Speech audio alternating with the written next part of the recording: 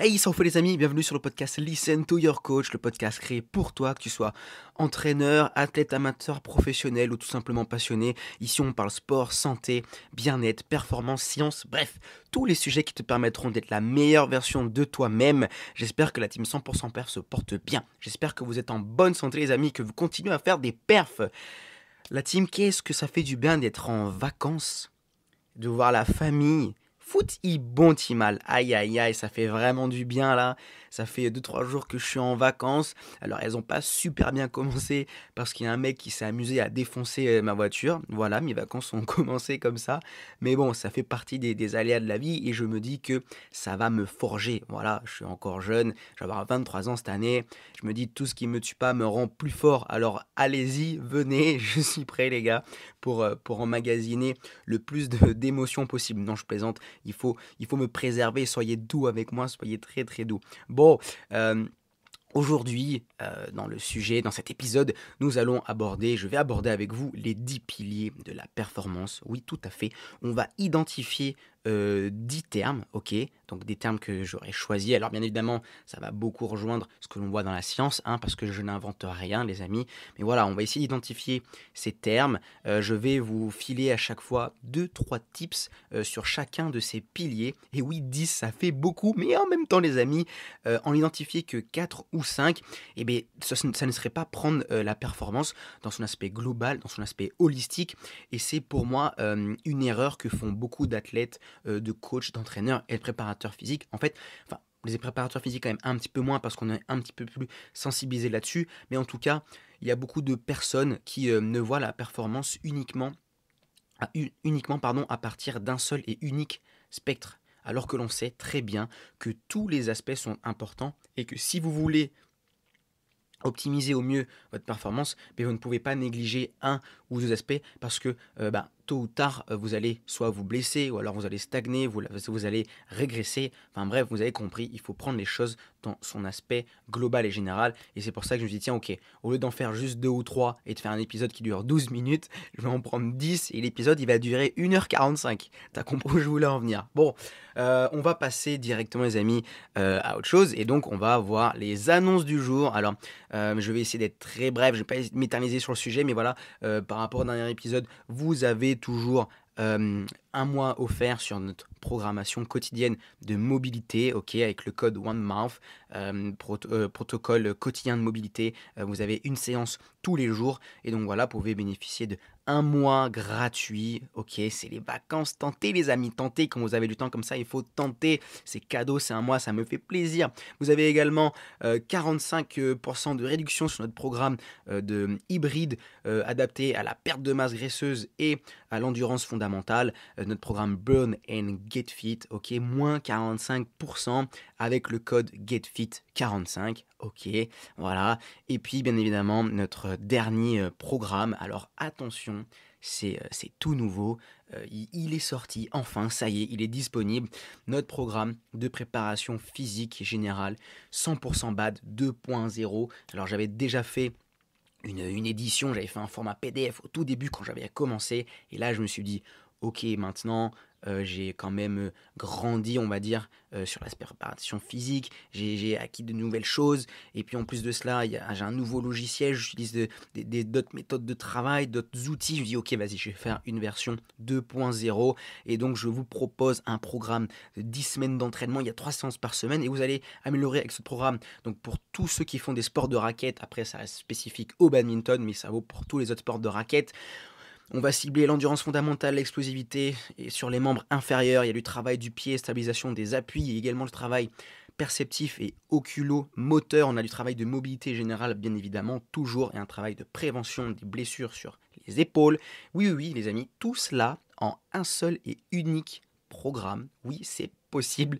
Ça m'a pris beaucoup de temps, mais c'est possible, ça s'est fait. Donc voilà, donc le programme est sorti, il est disponible sur Hustle Up. Actuellement, vous avez 45% de réduction. On va dire que c'est l'offre de lancement. Alors, je n'ai pas encore de code, je ne l'ai pas encore mis, mais je mettrai le code en description, la team. Voilà, c'est tout pour les annonces du jour. Et j'ai été vraiment efficace aujourd'hui. Euh, les gars, je m'encourage en même temps que je fais le podcast, c'est tout à fait normal. Les actus de la semaine, les amis. Alors, vous le savez, ça y est, c'est le grand jour. Et puis, on entend parler de Paris, Paris, Paris, Paris.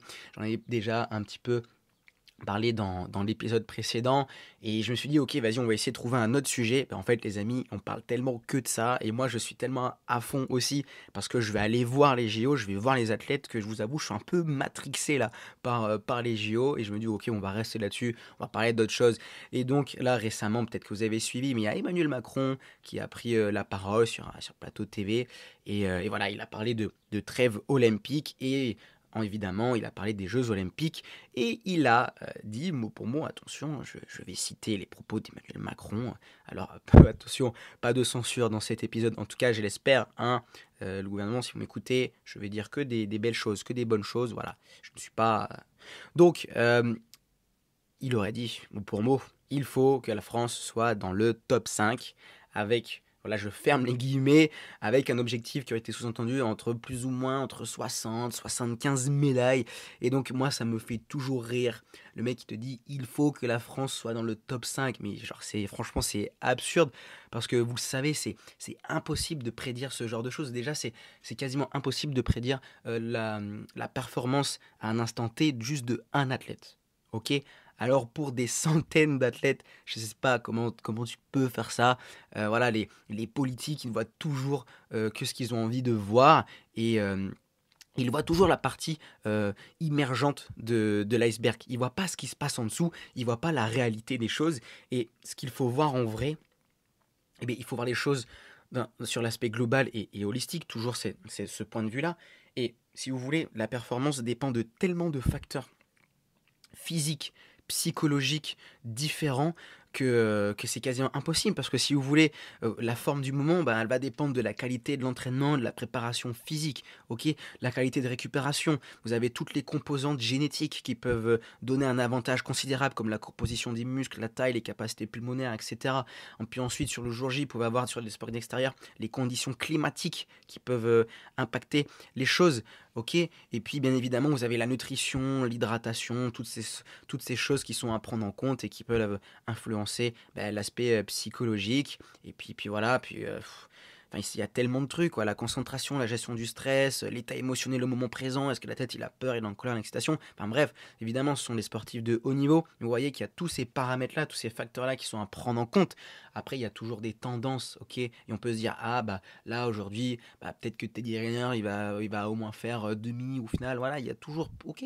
Mais bon, ça se trouve, la veille, il va peut-être mal dormir parce qu'il aura chopé un petit rhume, parce qu'il est sorti vite fait sur le balcon, tu vois, et qu'il faisait 1 degré de moins que de prévu. Et voilà, ces genres de choses-là peuvent arriver, donc ça me fait toujours rire quand j'entends ça. Mais bon, après, moi j'espère de tout cœur qu'il aura raison en tout cas. Et que ça arrivera, si on est dans le top 5 au JO de Tokyo, il me semble que la France a fait 7ème avec 33 médailles et en 5ème position, je ne sais pas si c'était l'Allemagne ou le Royaume-Uni avec plus de 50 médailles. Donc ça reste quand même chaud, il faut quand même beaucoup de médailles. Après on est à la maison, ça devrait quand même, les athlètes ils ont été matrixé par les JO, peut-être un peu trop dans certaines catégories, je pense, mais voilà, bien évidemment, tout cela est possible. Et puis, vous savez, les amis, je me suis amusé à faire un truc, du coup, je me suis dit, tiens, vas-y, je vais utiliser l'intelligence artificielle, donc j'ai ChatGPT, et tiens, vas-y, je vais lui demander son top 5. Et donc, les amis, aujourd'hui, dans ce podcast, je vais vous donner le c'est pas mon top 5, attention, c'est le top 5 de ChatGPT, ok. Donc, voici les... ça me fait rire quand même. Voici les prédictions, le pronostic de ChatGPT. Alors, je vais commencer évidemment, en gros, je vais faire un top 5, ok. Je vous fais le top 5. En 1, les amis, vous avez, sans surprise, les États-Unis. Voilà, ils ont la masse, ils sont forts sur les sports individuels, ils sont forts en athlée, en gym, Voilà, les gars, ils vont rincer le truc, ok. Même en natation, ils sont très très bons. En deuxième position, vous avez la Chine, toujours avec la masse. Ces pays-là, ils ont tellement de masse que, évidemment, que c'est easy pour eux de sortir des champions olympiques, ok. Sur 15 millions, sur 1 milliard de population, tu vas bien avoir 5, 6, 8, 20 types qui vont être extraordinaires, tu vois, ok. Puis bien évidemment, toujours sur la masse, ben, vous avez la Russie en troisième position. Après, en quatrième position, on a le Japon. Et les amis, en cinquième position, attention, roulement de tambour. Le Royaume-Uni, mais où est la France? Mais où est la France? Cinquième position, le Royaume-Uni. Et en fait, vous avez, selon ChatGPT, vous avez la France en septième position. Voilà. Après, bon, je pense que déjà, on peut remettre en cause cela parce que la Russie, si vous voulez, pour moi, c'est impossible qu'elle soit dans le top 3 durant cette Olympiade. Parce que si vous voulez, avec ce qui se passe en ce moment avec la guerre en Ukraine, le comité olympique a dit à la Russie, bon, on veut pas cet athlète-là, on niet, athlète-là, niet, niet, niet, niet, niet, parce que c'est des athlètes qui avaient soutenu, on va dire, de la Russie et qui ont apporté un apport sur l'aspect militaire, terrain. Du coup, ils ont dit, ok, eux, ils s'impliquent dans la guerre, et ben on veut pas ces athlètes-là. Et du coup, la Russie l'a dit, ah bon, donc comme vous refusez certains de nos athlètes, vous savez quoi, nous, on n'envoie personne. Ok, ça s'est un petit peu passé comme ça, et du coup, il y aura quand même des athlètes russes, mais voilà, ils ne représenteront pas la Russie, et je pense qu'ils leur participation au JO se dépendra en gros financièrement. Ils n'ont pas eu de subvention, ils n'auront rien, ils sont vraiment démerdés. Et puis voilà, en plus, ils ne représenteront même pas la Russie, ça sera le comité olympique, tout simplement. Donc voilà, donc les médailles qu'ils remporteront seront pour le comité olympique. Dans tous les cas, et la France dans le top 5, Inch'Allah, je ne demande que ça, Inch'Allah. Les amis, ça va me permettre d'attaquer sur le sujet du jour, et donc nous allons attaquer sur les 10 piliers de la performance. Attention, je vais m'attarder uniquement sur l'aspect physique et mécanique, ok. Je ne parlerai pas de l'aspect psychologique, je ne parlerai pas de l'aspect hormonal, diététique, nutrition, ok. Je vais uniquement me baser sur l'aspect physique et je vais en gros mettre ma casquette de préparateur physique, ok. Donc je vous rappelle pour chacun des piliers, on va essayer de définir le terme. Peut-être, pourquoi pas, je vais essayer de vous aborder peut-être les bagages que j'ai en fonction de mes spécialités ou de mes points de préférence, ok? Même si j'en ai pas réellement, mais il y a 2-3 points où je travaille beaucoup là-dessus parce que pour moi c'est le plus important et qu'il y a d'autres aspects où les athlètes sont quand même autonomes, ils savent se gérer. Il y a des aspects où nous, en tant que coach, entraîneur, il faut qu'on insiste sur certains points. Voilà. Et c'est sur ça qu'aujourd'hui, j'essaye de me spécialiser le plus possible. Et ce que je vous propose, donc, c'est cette partie définition. Du coup, j'essaie de vous apporter un petit peu mon apport. Et puis derrière, j'essaie de filer, peut-être, si j'ai deux trois, non, je vais les avoir, mais deux trois exos, en tout cas, une méthode qui vont me permettre d'améliorer euh, l'aspect, le pilier évoqué. Je vais vous faire mon top 5 en gros pour démarrer. Et je vais commencer de l'aspect le plus important à l'aspect le moins important. Ok, donc je vais faire 1, 2, 3, 4, 5 jusqu'à 10. Très important, on va dire que sur mes 10 piliers, j'ai quand même fait un top 5. Donc on va dire que ce sont mes priorités. Ce sont les trucs où je me suis dit, ok, ça c'est le plus important. Right? Et dans ce top 5, on pourrait même prendre le top 3. Donc, en numéro 1, les amis, pour moi, le premier pilier de la performance, accrochez-vous bien, souvent les gens vont mettre force, vitesse, souplesse, endurance. Et puis moi, je sors de ce concept-là. Et si vous voulez, pour moi, en premier pilier de la performance, j'ai mis la perception. Ok. Alors, qu'est-ce que c'est que la perception? La perception, c'est ce qui vous permet c'est tout ce qui fait appel à tout ce qui vous permet de percevoir votre corps dans l'espace ainsi que votre environnement extérieur. Et si vous voulez, en fait, mon raisonnement est un peu con, hein, mais vous allez me dire, bah, c'est logique. Souvent, on s'attarde sur la force, sur la coordination, on se dit, vas-y, on va faire de la force, on va faire de la force, on va faire de la vitesse, on va faire de l'endurance. Ok, c'est super tout ça. Mais si on est dans des sports où il faut analyser peut-être une trajectoire, où il faut prendre conscience de son corps pour optimiser le mouvement, mais si vous voulez, en fait, si on ne perçoit pas les choses, si on ne perçoit pas notre environnement, donc là, on fait appel à tout ce qui est extéroception, et si on ne perçoit pas notre corps, donc tout ce qui est proprioception, En fait, si vous voulez, il n'y a pas de mouvement. Le mouvement n'existe pas si on ne perçoit pas les choses. Alors, il y en a qui vont me dire, ouais, mais ceux qui sont aveugles, ils arrivent. Ouais, ils arrivent. Mais ceux qui sont aveugles, genre comme au Cécifoot, eh ben, ils ont une personne avec le son qui leur parle pour les indiquer. Donc même s'ils ne voient pas, ils entendent et ils perçoivent un signal sonore pour agir. Et pour moi, on voit les choses à l'envers et c'est le plus important parce que si vous voulez, cette perception, c'est le système nerveux cérébral qui rentre en jeu. Et aujourd'hui, euh, en préparation physique, dans ce que j'essaie de faire à l'académie, mais j'essaye de faire le plus possible ce travail de perception, ce travail d'oculomotricité, de prise de décision. Pour moi, c'est méga important. Ok. Et donc, ce premier pilier à prendre en compte, c'est comme un sixième sens crucial pour la coordination, pour effectuer des tâches motrices complexes, pour que le mouvement existe, quoi, en fait, tout simplement.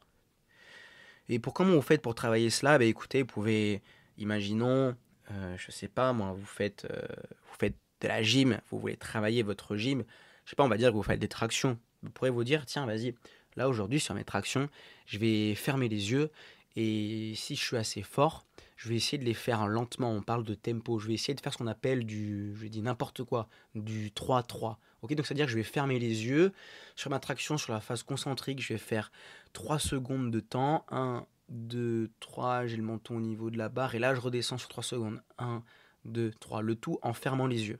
Et là, je vais optimiser ma capacité sur les tractions, à percevoir mon corps, peut-être à sentir la pression de mes mains sur la barre, la force que j'exerce, l'angle, l'amplitude à laquelle je fléchis mon coude, je fléchis mon bras, ok, ce genre de choses. Bon, je vais pas m'éterniser, vous avez compris, je pense, pour moi, j'ai insisté là-dessus, parce que c'est vraiment pour moi le plus important là-dessus.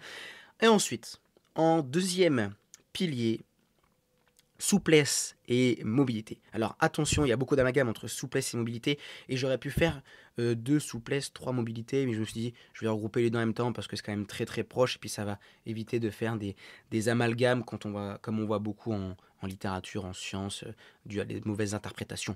Donc si vous voulez, la souplesse, c'est la capacité d'un muscle, d'un groupe musculaire, des chaînes musculaires, des tendons à se déformer et en particulier à s'étirer. En revanche, la mobilité, c'est la capacité à bouger ses articulations, son corps librement à travers toutes les amplitudes possibles. Et la mobilité inclut la souplesse et la force. Donc si vous regroupez souplesse et mobilité, en d'autres termes, c'est la capacité du système musculo-tendineux et également la capacité du système cérébral, parce que c'est lui qui commandite le tout. Ce serait la capacité de nos muscles, de nos tendons, de notre système nerveux cérébral à envoyer l'influx qui vont permettre à notre système musculo-squelettique à se déformer sous différentes amplitudes et à revenir à un état basal, à un état initial, peu importe le degré d'amplitude, peu importe le degré de mouvement. Et aujourd'hui, vous avez beaucoup de blessures parce que justement, les athlètes, ils n'avaient pas cette mobilité, ils n'avaient pas cette souplesse. Il y a eu un contact et du coup, le genou y allait dans une amplitude qui n'a pas l'habitude d'aller. Et là, tac, blessure, ligament, articulation, ce que vous voulez. Ok, donc cet aspect-là serait plutôt sur un point de prévention, sur un point de santé, de bien-être et de longévité dans votre sport. Les athlètes les plus souples, les plus mobiles, qui perçoivent bien leur corps, ce sont les athlètes aujourd'hui qui sont devenus des légendes ou qui persévèrent et qui jouent, qui sont sur le terrain, qui ont leur carrière qui dure très très très longtemps et ils restent à un niveau balèze, quoi, les mecs. Un peu, si vous voulez, un Lionel Messi, un Cristiano Ronaldo, un Roger Federer, typiquement encore aujourd'hui, là pour le coup c'est un très bon exemple, un Djokovic, tout simplement les amis. En troisième pilier, vous avez la force, bien évidemment.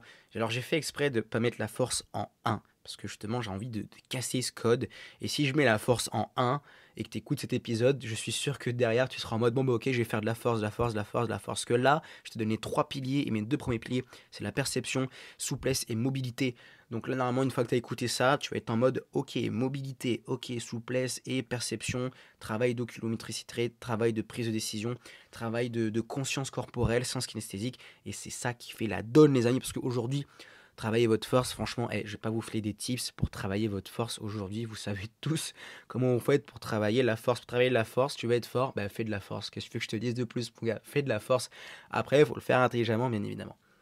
Donc, pour définir un petit peu le terme, la force, c'est la capacité d'un muscle, d'un groupe musculaire à générer une tension maximale face à une résistance extérieure. Alors là, on va parler de contraction musculaire maximale et surtout volontaire. La contraction est volontaire. Vous avez votre cerveau qui a envoyé un influx nerveux et qui a dit boum, vas-y là, tu contractes à fond, tu es à 150%. Ok.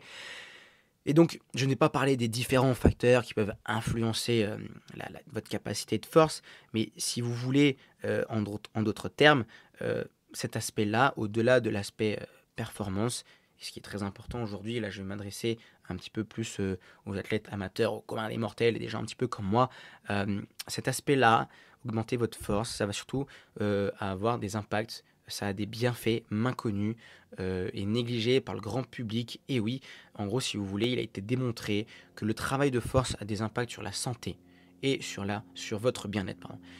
En gros, le fait de faire un travail de force, ça va vous permettre d'augmenter votre densité osseuse, ce qui va diminuer votre risque d'ostéoporose et de fracture. Ok, vous avez également une réduction du risque des maladies chroniques, vous avez l'amélioration de l'équilibre, ça va vous permettre de préserver votre autonomie parce que vous avez du muscle et donc lorsque vous vieillissez, eh bien, vous ne devenez pas dépendant et votre famille n'est pas en mode bon, mamie elle peut plus gérer, du coup on l'envoie dans un EHPAD. Non, ok, mamie elle est solide, elle est forte, elle est capable de marcher, elle est capable de ramasser un objet au sol, elle est capable peut-être de se mettre sur un pied, si elle tombe elle est capable de se relever, elle sait s'équilibrer et elle a la force pour le faire.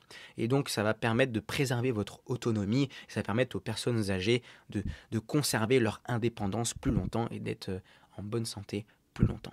Donc sur cet aspect-là, je trouve que c'est méga important. Après, sur l'aspect performance, vous voulez augmenter votre force, et bien vous allez faire du...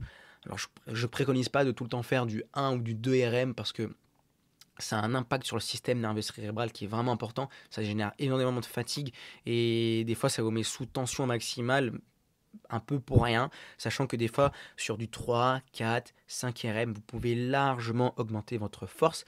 Et en plus de cela, moi je vous préconise, au lieu de faire du squat classique, du bench press classique, des tractions classiques, faites les choses de façon unilatérale. Faites des fentes, ok.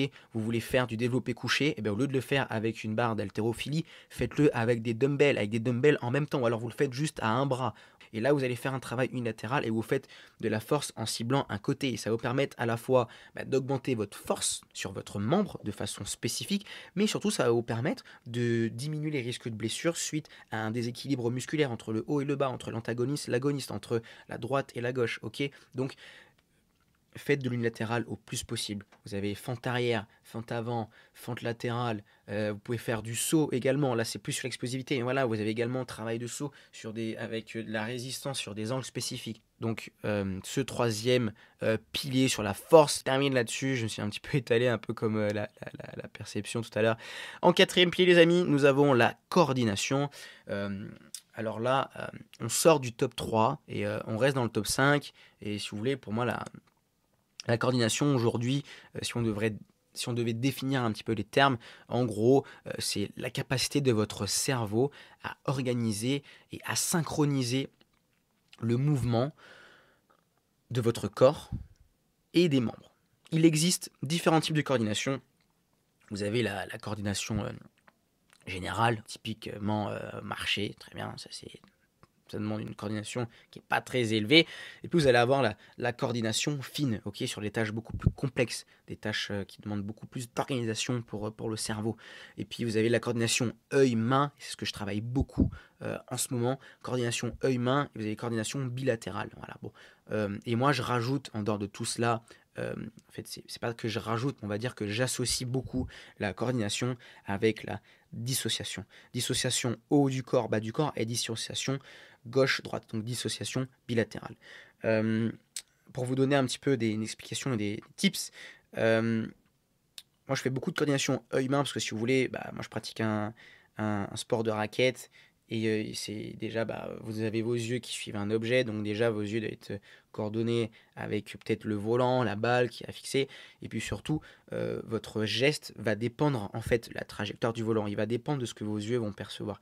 Donc on fait ce travail de coordination, alors on le fait avec des balles, on le fait avec des jeux de réactivité, ok, ou des fois ils doivent le faire en fermant un œil. Et puis pour le travail de dissociation qui est hyper important, si vous voulez, on fait, en tout cas en badminton, on fait beaucoup de dissociation haut du corps, bas du corps, ou si vous voulez sur le bas du corps, on veut que nos athlètes, nos badistes, on veut qu'ils soient hyper rapides, on veut qu'ils soient réactifs, on veut qu'ils produisent un maximum de force et de puissance. Mais à l'inverse, sur le haut du corps, on veut plutôt qu'ils soient relâchés, qu'ils soient détendus, qu'ils soient fluides et qu'ils tiennent la raquette de façon la plus légère, la plus relâchée possible, mais en même temps, pas trop, parce qu'il faut quand même une tenue de raquette. Donc vous avez une fréquence très importante, une explosivité maximale sur le bas du corps et sur le haut du corps. On est plutôt relâché, on est plutôt détendu. Et si vous voulez, pour faire ce type de travail-là, en gros, vous savez ce qu'on appelle des piétinements du typing. Donc ils vont être, on va dire, en position quart de squat avec les jambes un petit peu écartées. Et ils vont faire ce qu'on appelle des pas malais ou du typing. Donc ils vont piétiner sur place avec un maximum de fréquence. Et puis sur le haut du corps, peut-être avec les doigts, on va dire, ils vont imaginer qu'ils font du piano, mais très lentement. Et les doigts, ils vont très très lentement. Alors que les pieds vont méga vite. Mais les doigts continuent à aller très très lentement. Et puis des fois, on rajoute une balle. Et il doit faire des rebonds au sol avec la balle. Et vous avez la fréquence sur les jambes qui fait tac tac tac tac tac tac tac tac tac tac tac tac tac. Mais le rebond avec la main, c'est tout léger, ça fait tac tac tac. Et vous avez à la fois un travail là de coordination et de dissociation. Et c'est là que ça devient la folie. C'est là que les athlètes ils s'embrouillent. C'est là qu'on s'amuse. Voilà, en plus sur le travail, c'est hyper fun à mettre en place. C'est hyper chouette. Les amis, on termine le top 5.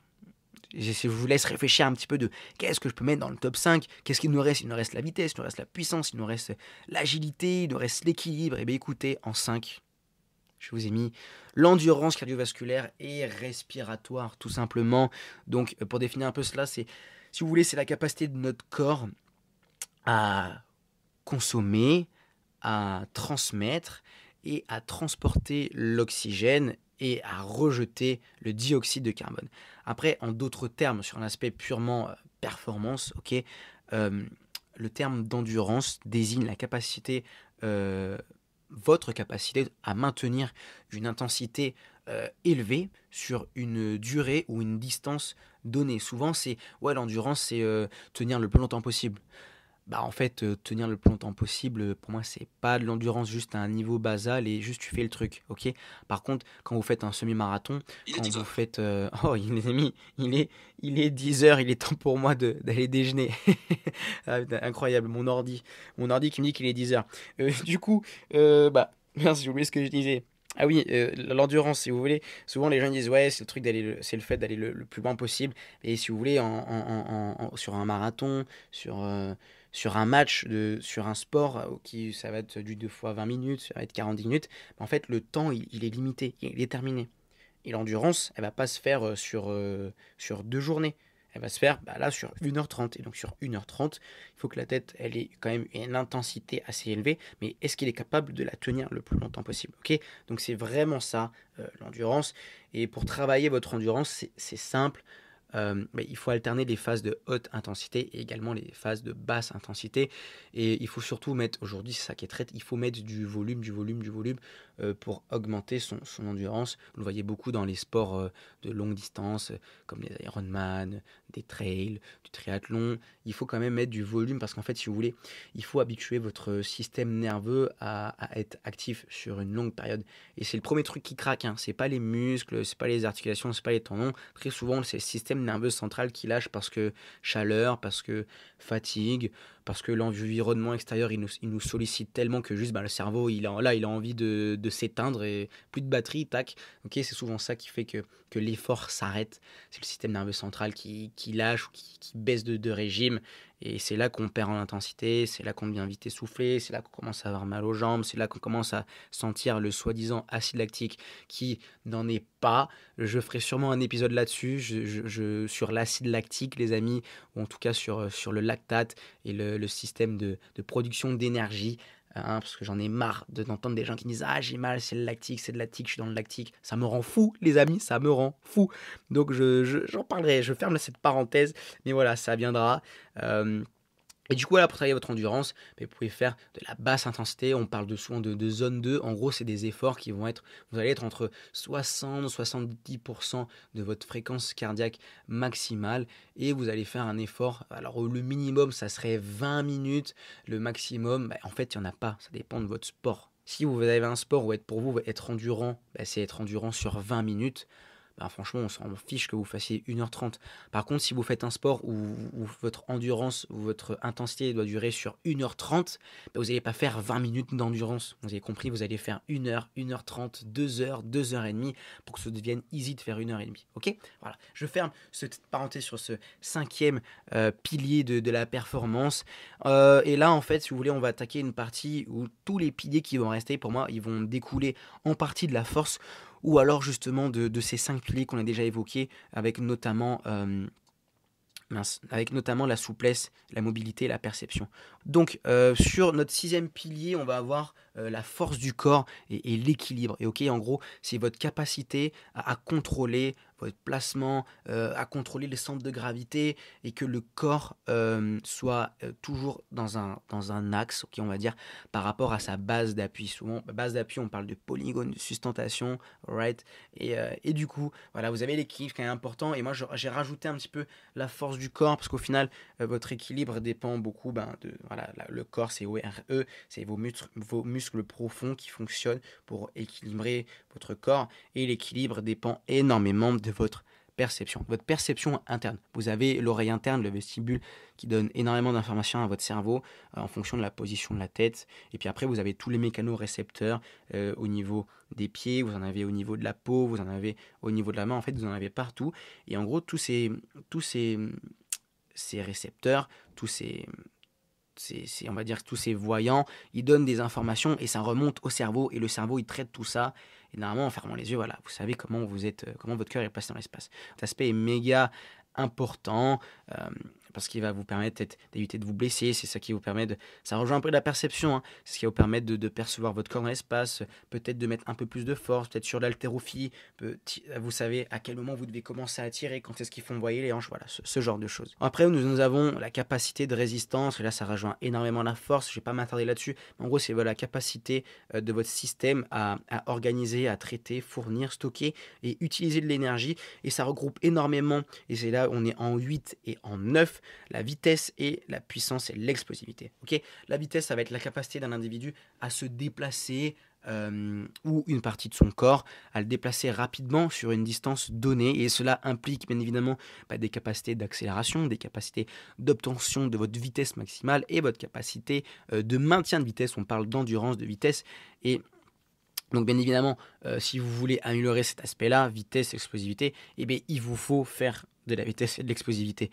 Comment améliorer tout cela? Eh bien, en faisant un travail de résistance. Vous courez, mais vous avez une charge qui vous freine et du coup vous êtes sous résistance. Donc en même temps, vous faites un travail de force aussi. Après, vous pouvez travailler en survitesse, sur des gestes courts, sur des très petites distances. Et vous pouvez également faire ce qu'on appelle du travail de contraste entre, ok, je fais un 4RM, un 5RM avec beaucoup de résistance, de la force. Et d'ailleurs, boum, je vais enchaîner sur la survitesse, sur de l'explos, sur de la puissance. Voilà, vous avez très bien compris où je veux en venir. Et c'est ça qui vous permet de booster votre système nerveux cérébral à ce qu'il envoie un influx de fou malade pour que les muscles, boum, ils soient explosifs. Et rapides, bien évidemment. Et donc, j'ai fait exprès de mettre la vitesse avant la puissance et l'explosivité, parce que si vous voulez, la puissance et l'explosivité dépendent de votre force et dépendent de votre vitesse. La puissance, c'est la force fois la vitesse. Et ça va être la capacité d'un ou de plusieurs muscles ou des chaînes musculaires à appliquer, à produire une force maximale en un laps de temps très court. Donc là, vous avez tout ce qui est sauter, sprinter, lancer. Ok, et bien évidemment, si vous voulez lancer loin, eh bien, il vous faut produire, vous devez être explosif et vous devez produire de la vitesse. Si vous voulez sprinter vite, eh bien, il ne vous faut pas juste aller vite dans les jambes, il vous faut également être très réactif au sol, avec le pied qui griffe et qui vient être très réactif, avec un point de contact très rapide et bam, bam, bam, avec de la fréquence, avec de la vélocité. Donc pour travailler cet aspect-là, comme je l'ai dit précédemment, eh bien, vous devez faire de l'explosivité, faites des sauts, faites du sprint, vous faites un sport de lancer, faites du lancer. Et puis il y a toujours ce travail de contraste de force. Je fais de la force et là, boum, derrière, je vais enchaîner sur de l'explos, sur de la vitesse. Alors attention quand vous faites ça, temps de récup assez important. Après nous, en badminton et en crossfit, justement, on va faire ce travail de force et d'explosivité, mais on va réduire les temps de récupération. On va pas faire 3 à 4 minutes, parce que si vous voulez, nous ce qu'on veut, c'est être fort, être explosif, mais longtemps et plusieurs fois. Ok, c'est pas comme si on faisait un 100 mètres où bah, sur la journée, on va faire peut-être 1 ou 200 mètres, ça va durer 10, 11, 12, peut-être 15 secondes pour certains. Et voilà, mais c'est 15 secondes, ok? Et derrière, vous avez énormément de récup. Que nous, en même temps, quand vous êtes sur le terrain, vous sautez, vous poussez, vous faites défendre, vous allez revenir, vous avez des changements de direction en crossfit, et bien vous tirez, vous courez, vous allez soulever une charge à 80 kg, à 75% de votre RM, vous allez le faire peut-être 4, 5, 6 fois, 8 fois, et vous allez devoir le répéter, répéter, répéter, répéter. Du coup, on fait ce travail de force et d'explosivité un peu sous fatigue. Alors attention, on fait, bien évidemment, on prend des précautions pour éviter de se blesser, on fait les choses intelligemment.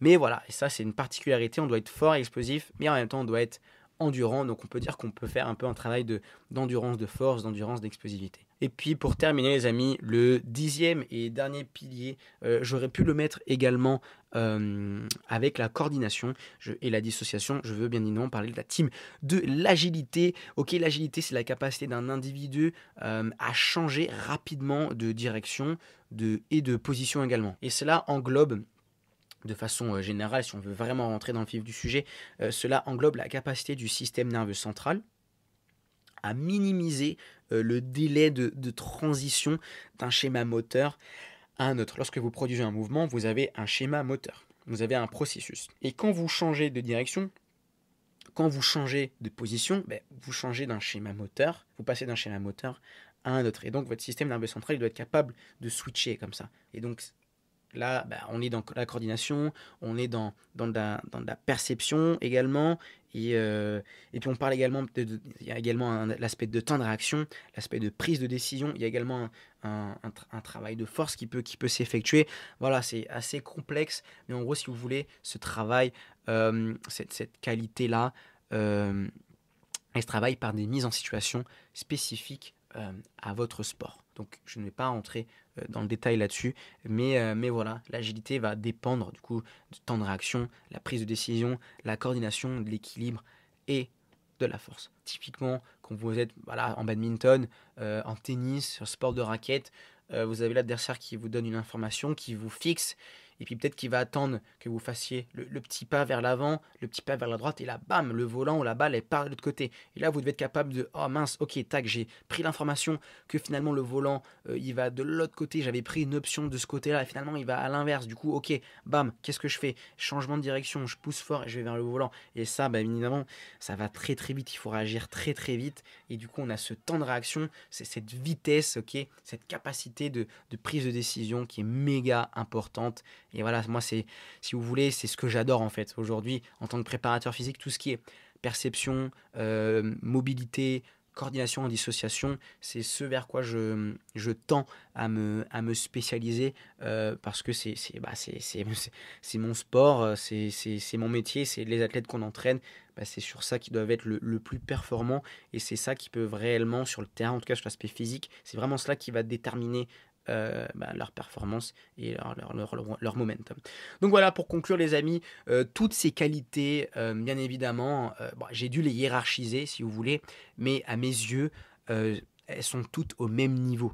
Vous avez toujours des modèles, des schémas théoriques qui vous proposent un système hiérarchique et pyramidal. Et évidemment, il y a peut-être des choses à prioriser lorsque l'on planifie et lorsque l'on cycle les choses. Je ne remets pas cela en question.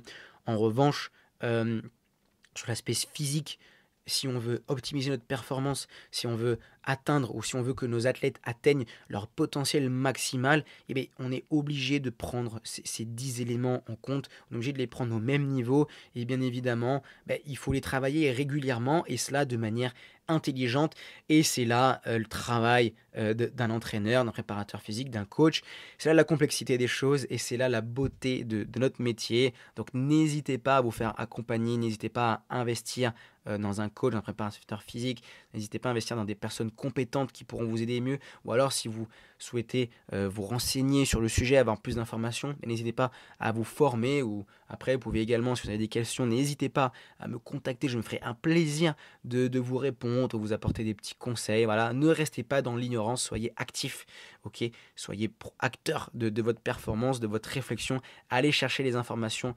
directement à la source, ou alors n'hésitez pas à faire appel à des personnes peut-être plus compétentes. Et c'est l'intérêt de l'interaction sociale. Et c'est là qu'on devient fort. Seul, on va vite. Ensemble, on va plus loin, les amis. Voilà, j'espère que cet épisode vous aura plu. Voilà, avec cette petite conclusion. Bien évidemment, n'oubliez pas les codes en description sur les petits rappels sur les promos et sur notre nouveau programme 100% BAD 2.0. Les amis, il est temps pour moi de prendre le train en direction de Paris pour les JO. Et yes, et ouvrez grand les yeux, peut-être que vous me verrez là-bas. Voilà. Peut-être que vous me verrez au JO, c'est fort probable, les amis. Mais par contre, dans les tribunes, faut pas abuser, vous me verrez peut-être dans les tribunes. Donc il va falloir zoomer, prenez les loupes, prenez les lentilles, prenez les jumelles pour essayer de checker ça. MDR. Je vous fais des bisous. Prenez soin de vous. En l'eau de soleil. Ciao, ciao.